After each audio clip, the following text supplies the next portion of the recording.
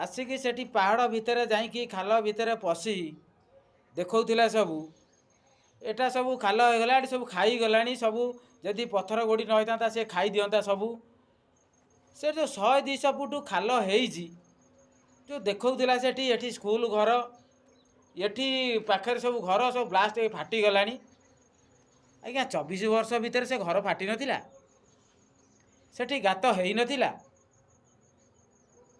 हईरे बोका चोदा जयदेव लेंका शला तुए धर्मशाला बासिकी सबू भावुचु सबू बोका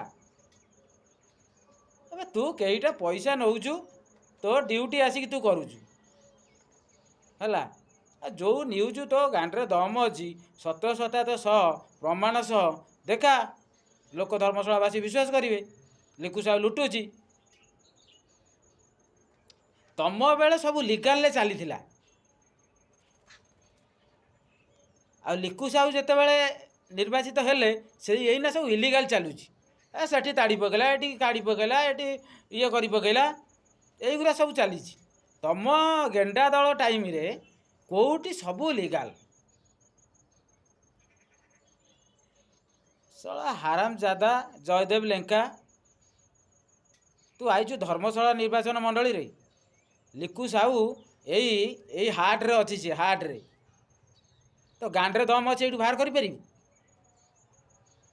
सला आसिक पहाड़ को जाऊँ देखु तू एगुरा कोली पकेला ताड़ी पकेला नहीं गला ये ब्लास्टिंग करगला ये कोटी कोटी टका लिखु साहू पकेट को जाऊँगी लिखु साहू गुंडा रखी अरे धर्मशाला निर्वाचन मंडली सारा कौन लिखु साहू गुंडा टे भाभी चिंती कथबार्ता कर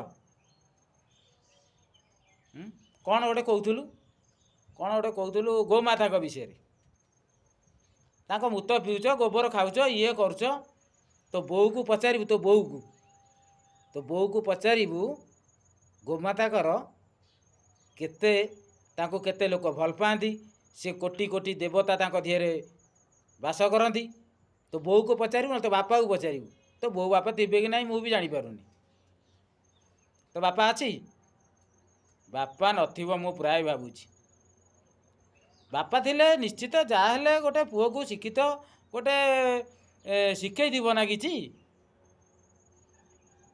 तू पैसा नेलु तोर भाई सेठी जाइकिरी कोठी कौन करवा कथा कोठी जाइकिरी किए खोली पकेला कौन कर पकेला तू भाविचु लिखु साहू को मु पूरा बदनामी करदेवी धर्मशालावासी लिखु साहू को पछरे पूरा अच्छा सबु बेले अच्छा हृदय अच्छा सी भी आम हृदय अच्छा काम करुँच सी तुम धीरे सहू नहीं तुम धी सहू नहीं तुम जीवन थिला जाके आ धर्मशाला तुम आउ कौन भावुच पाद पकई पार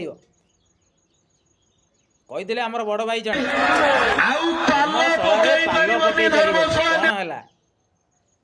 पाल पड़ा पड़ानी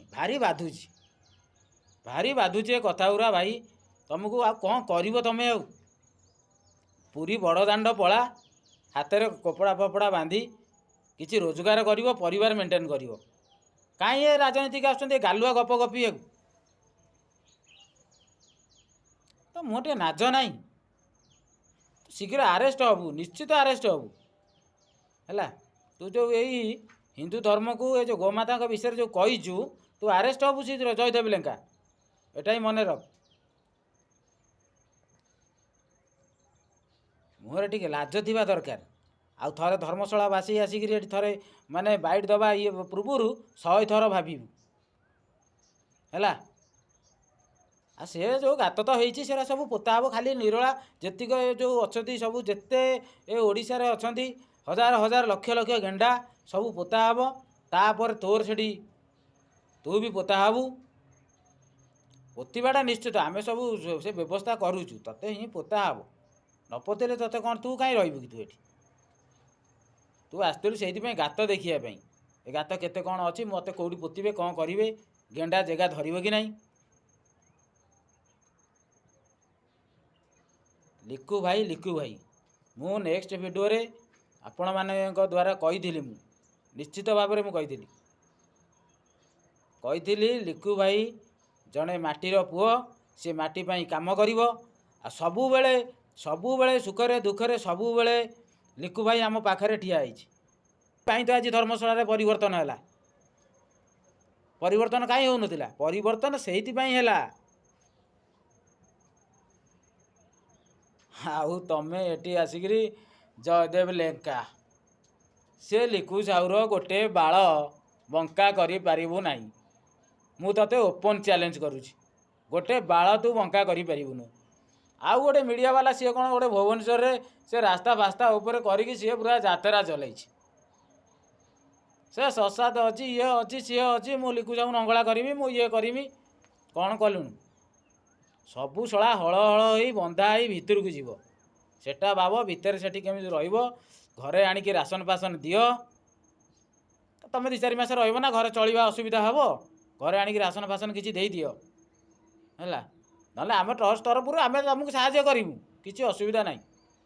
ଯେହେତୁ ବିରୋଧୀ ଦଳ ରହିଲେ କ'ଣ ହେଲା, ଆମେ ସାହାଯ୍ୟ କରିବା। ଆମର ତ କର୍ତ୍ତବ୍ୟ ଟ୍ରଷ୍ଟମ୍ୟାନ୍ ଟ୍ରଷ୍ଟର ସମସ୍ତଙ୍କର ସୁବିଧା ଅସୁବିଧାରେ ସାହାଯ୍ୟ କରିବାଟା ନିହାତି। ମୁଁ ସାଲ୍ୟୁଟ୍ ମାରୁଛି ହିମାଂଶୁ ଶେଖର ସାହୁକୁ, ସାଲ୍ୟୁଟ୍ ମାରୁଛି ଧର୍ମଶାଳା ମାନ୍ୟବର ବିଧାୟକଙ୍କୁ। ସେ ଯାହା କହିଥିଲେ, ଯେଉଁ ପ୍ରତିଶ୍ରୁତି ଦେଇଥିଲେ ଲୋକଙ୍କ ସାଙ୍ଗରେ ରହିବେ, ଲୋକଙ୍କ ସାଙ୍ଗରେ ରହିଲେ। ମନ୍ତ୍ରୀ ପଦ ନେଲେ ନାହିଁ, କେବଳ ଧର୍ମଶାଳା ନିର୍ବାଚନ 54 ପଞ୍ଚାୟତର ସେ ସେବା କରିବେ ହେଲା। ଲୋଭ ତାଙ୍କର କୌଣସି ଲୋଭ ପଇସା ରୋଜଗାର କରିବା ତାଙ୍କର ସେଟା ଲକ୍ଷ୍ୟ ନଥିଲା। ଆଉ ତମେ ଧର୍ମଶାଳାବାସୀ ନମସ୍କାର। ଇଏ ଆଙ୍କ କଥାରେ କିଛି ଭୟଭୀତ ହେବାର ନାହିଁ। ଇଏ ସବୁ ଦଲାର, ଇଏ ସବୁ କେଉଁଠି ମୋଟା ଆକାର ଲଫାଫା ପାଇକିରି ପକେଟରେ ପୁରେଇକି କିଛି ଆସିକି ଶୋ କରିବେ, ଦେଖେଇବେ ଏଠି ଇଏ ହେଇଗଲା, ସିଏ ହେଇଗଲା। ଆଜ୍ଞା ଗୋଟେ କଥା କହିବାକୁ ମୋତେ ଲାଜ ଲାଗୁଛି। ଏଇ ପାଣି ପାଇଁ ମୁଁ 10 ଥର କହିଥିଲି। ଆଜ୍ଞା ଆପଣ ଦେଖନ୍ତୁ, ବର୍ତ୍ତମାନ ଡେଟ୍ରେ ପ୍ରାୟ ଜାରେଗାରେ 50ଟା ଟାଙ୍କି ହେଇକି ସେମିତି ଥୁଆ ହେଇଛି। କେଉଁଠି କେଉଁ ଗାଁରେ